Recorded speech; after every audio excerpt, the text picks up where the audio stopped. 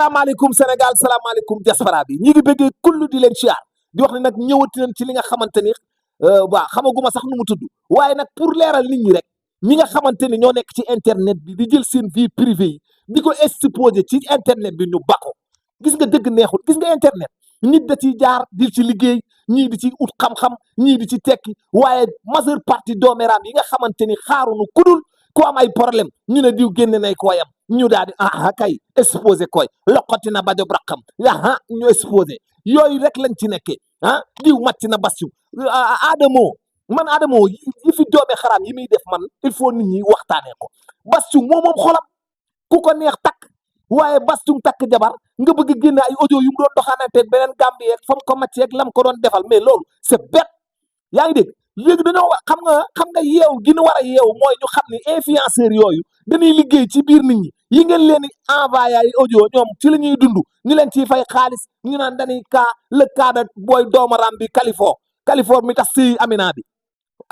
maa déglu vocal yi Amina moo ko vocal ne ko bàyyi sama jëkkër ji ngay exposé ci internet mais c'est bizarre bàyyi jëkkëru jàmbur ji wow nga tuun trop bëggul ngay woo jëkkëram du homme d'internet nee na la bu jëkkëram di maye bàyyi ko mu maye bi nga xamante ni mooy maye social bi kenn xamut waaye ngay woo jëbër nee na bu yeewoo yow yaak Malick Naar téléphone Malick Naar dem na bay fanaan ci salle bi di wax ak yow ay téléphone nga koy makaro di ko maral tuun di ko may gel doomi Malick Naar yi nee na la yow Californie allez-vous-en bàyyil sunu papa mais dëgg neexul bàyyi jàmbur ji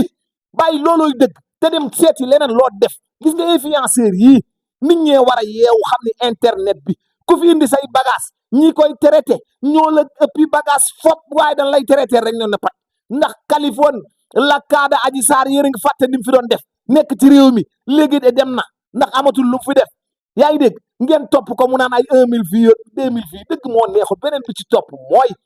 lamb ja sàjj na Balla Gaye mii ma gis balaa toog xam naa dina rofantal ak Modou Lo Balla Gaye ak Modou Lo moom dañuy bëri ndax Balla Gaye nee na ko noqoon naa la lii la ko wax te jamonoy Ablaye Wade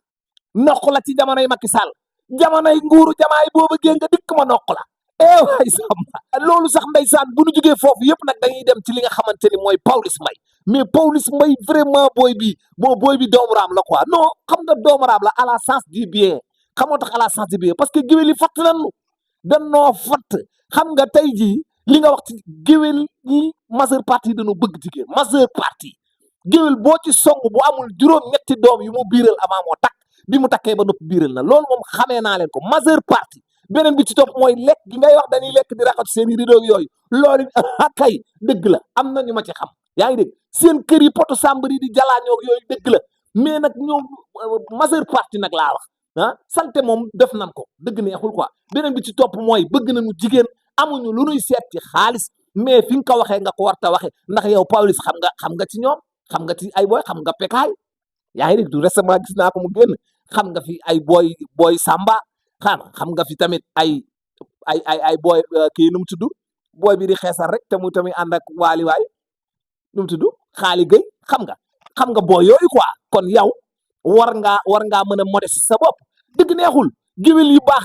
ñi baax ñi moom ñi ngi baax ñooñu dara méttiwulee ndax ñooñu dañuy dem xew wax lu baax parce que géwélu léegi man pour man booy yi ni ñu ko jëlee mooy maa la dàq duul te sunu ñoom alaaji Mbay Peex ak ñu baax ñi ñoo alaaji Mansour Mbay defar yi ñu nekkee woon ci réew mi di wax lu baax buñ gisee ku xuloo ñu dem dox ci xoos mbokk wax ci jàmm réew mi wax ci yooyu moo amatul léegi dañuy def géwél pour di ko dunde moo tax valeur u géwél daal amatul xoolal géwél bi sàcc sunu xaalis bi boobu ba léegi nee na dañ ko koo may mënu koo jox xaw ma nu tudd te dina ko joxe loolu it dëgg neexul Pawlish daal ti bien dit mais fi nga ko waxee moom moo dul waxukaay bi beneen bi ci topp mooy Papa Djiné ak Ndeye Gueye point de vue Ndeye Gueye ñëpp dañ laa nawoon ndax sëy bi ngay sëy Papa Djiné Aïda Dada sëy na fi ñaari yoon tas keneen ki nu mu tudd sëyaat fi ñaari yoon tas ñu naan Ndeye Gueye nga toog ci sëy ba rek sa morom yi di fi sëy di tas nga toog gel bi fecc ne te mu nekk kii nu mu tudd te nga daan mu saw moom mosul dégg alxayri moom yaa ngi dégg mbaaco wone fi mukk ci àdduna mbaaco wone fi sëy fi tas fi wone waat fi sëyaat fi tas fi yow nga ne déjji rek ñëpp naw la mais nag lan mooy problème bi Ndeye Gueye gessul sa ginnaaw te nga dem xool sa jëkkër ji ngeen waxtaan ndax ñëpp dañ laa nawoon ndax booy bi nag kaay ma wax la xale la waaye encadré ne woon na la ba kenn yabatu la ndax boo amul jëkkër da ngay neex a bëmax te man xam naa la parce que sama mag nga maag Cheikh Gueye du ma la wax sax maay kan waaye daal li ma lay wax mooy